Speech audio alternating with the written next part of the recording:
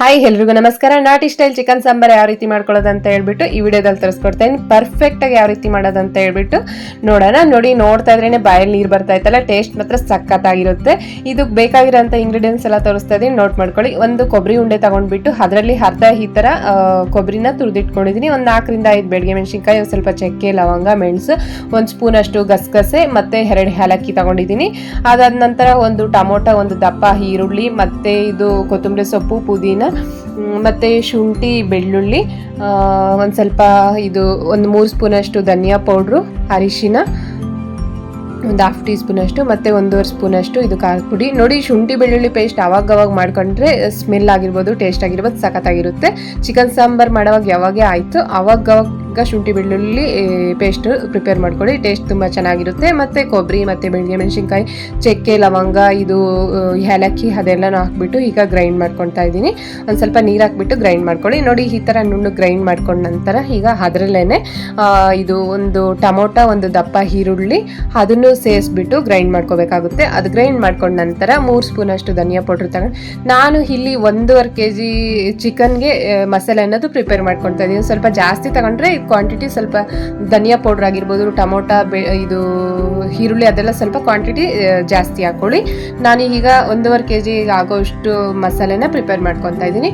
ನೋಡಿ, ಧನಿಯಾ ಪೌಡ್ರು, ಖಾರದ ಪುಡಿ, ಅರಿಶಿನ ಮತ್ತು ಪುದೀನ, ಇದು ಕೊತ್ತಂಬರಿ ಸೊಪ್ಪು ಹಾಕೊಂಡ್ಬಿಟ್ಟು ಈ ಥರ ಗ್ರೈಂಡ್ ಮಾಡಿ ಎತ್ತಿಟ್ಕೊಂಡು ಒಂದು ಪ್ರೆಷರ್ ಕುಕ್ಕರಲ್ಲಿ ಸ್ಟವ್ ಆನ್ ಮಾಡಿಬಿಟ್ಟು 2 ಸ್ಪೂನ್ ಅಷ್ಟು ಇದು ಆಯಿಲ್ ಹಾಕ್ಬಿಟ್ಟು, ನೋಡಿ, ಒಂದು ಸ್ವಲ್ಪ ಚಿಕನ್ಗೆ ಅರಿಶಿನ ಪುಡಿ ಹಾಕ್ಬಿಟ್ಟು ಈ ಥರ ವಾಶ್ ಮಾಡಿ ಎತ್ತಿಟ್ಕೊಂಡಿದ್ದೀನಿ. ಈಗ ವಾಶ್ ಮಾಡಿರೋಂಥ ಚಿಕನ್ನ ಈ ಥರ ಒಂದು ಸ್ವಲ್ಪ ಎಣ್ಣೆ ಹೀಟ್ ಆದಮೇಲೆ ಈ ಥರ ಕುಕ್ಕರಲ್ಲಿ ಹಾಕ್ಬಿಟ್ಟು ಫ್ರೈ ಮಾಡ್ಕೊತಾ ಇದ್ದೀನಿ.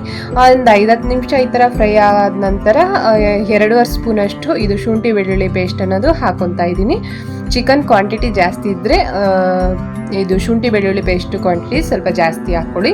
ನೋಡಿ, ಈ ಥರ ಒಂದು 10 ನಿಮಿಷ ಶುಂಠಿ ಬೆಳ್ಳುಳ್ಳಿ ಪೇಸ್ಟ್ ಹಾಕಿದ ನಂತರ ಫ್ರೈ ಮಾಡಿಕೊಂಡು ಈಗ ಒಂದು 1/2 ಟೀ ಸ್ಪೂನ್ ಅಷ್ಟು ಅರಿಶಿನ ಹಾಕ್ಕೊಂಡ್ಬಿಟ್ಟು ಫ್ರೈ ಮಾಡ್ಕೊತಾ ಇದ್ದೀನಿ.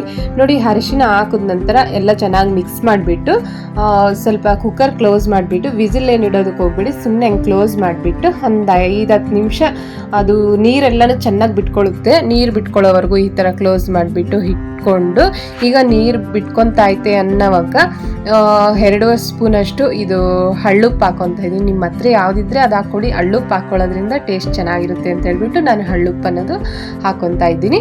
ಈಗ ನೋಡಿ, ಉಪ್ಪು ಹಾಕಿದ ನಂತರ ಈಗ ಉಪ್ಪು ಹಾಕಿದ ನಂತರ ನೀರೆಲ್ಲ ಹಿಂಗ್ಬಿಟ್ಟು ಆಯಿಲ್ ಬರಬೇಕು ಹೊರಗಡೆ. ಆಯಿಲ್ ಹೊರಗಡೆ ಬಂದ ನಂತರ ನಾವು ಮಸಾಲೆ ಏನಾದರೂ ಪ್ರಿಪೇರ್ ಮಾಡ್ಕೊಂಡಿದ್ದೀವೋ ಅದನ್ನು ಇದರಲ್ಲಿ ಹಾಕೋಬೇಕಾಗುತ್ತೆ. ನೋಡಿ, ನೀರೆಲ್ಲ ಫುಲ್ ಹಿಂಗೆ ಬಿಡಬೇಕು. ನೀರು ಹಿಂಗೆ ಬಿಟ್ಟು ಇದು ಆಯಿಲ್ ಮೇಲೆ ಬಂದ ನಂತರ ಈಗ ಮಸಾಲೆ ಏನಾದರೂ ಪ್ರಿಪೇರ್ ಮಾಡಿಟ್ಕೊಂಡಿದ್ವೋ ಅದನ್ನು ಹಾಕ್ಬಿಟ್ಟು ಈಗ ನೀವೇನಾದರೂ ಪೂರಿಗೂ ಚಪಾತಿಗೂ ಮಾಡ್ಕೊತಾ ಇದ್ರೆ 2 ಗ್ಲಾಸ್ ನೀರು ಹಾಕ್ಕೊಳ್ಳಿ. ಇಲ್ಲಾಂದರೆ ರಾಗಿ ಮುದ್ದೆಗೂ ಮತ್ತು ಅನ್ನಕ್ಕೂ ಮಾಡ್ಕೊತಾ ಇದ್ದೀನಿ ಅನ್ನೋ ಥರ ಇದ್ದರೆ 2.5 ಗ್ಲಾಸ್ ಅನ್ನೋದು ನೀರು ಅನ್ನೋದು ಹಾಕೋಬೇಕಾಗುತ್ತೆ. ನೋಡಿ, ನಾನು 2.5 ಗ್ಲಾಸ್ ನೀರು ಹಾಕ್ಕೊಂಡ್ಬಿಟ್ಟು ಈಗ ಕುಕ್ಕರ್ ಕ್ಲೋಸ್ ಮಾಡಿಬಿಟ್ಟು 6 ವಿಸಿಲ್ ಹೊಡಿಸ್ಕೊತಾ ಇದ್ದೀನಿ.